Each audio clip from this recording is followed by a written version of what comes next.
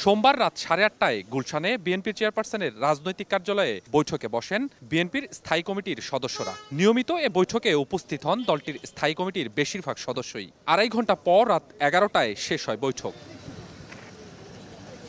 বৈঠক শেষে বিএনপির স্থায়ী কমিটির সদস্য সালাউদ্দিন আহমেদ গণমাধ্যমের মুখোমুখি হন।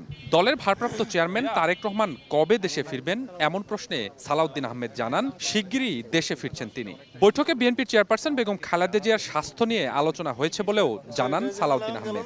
আমাদের এটা রেগুলার মিটিং, স্ট্যান্ডিং কমিটির মিটিং। আমাদের বিভিন্ন বিষয়ে রাজনৈতিক আলোচনা এবং নির্বাচন ভিত্তিক বিভিন্ন আলোচনা, প্রচারের বিভিন্ন কৌশল এগুলো নির্ধারণ করার জন্য আমরা আলোচনা করেছি, অন্য কোনো বিষয় না।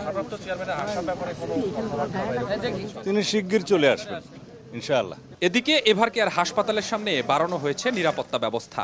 বেগম খালেদা জিয়ার স্বাস্থ্যের খোঁজখবর নিতে হাসপাতালের সামনে অবস্থান করছেন নেতাকর্মীরা।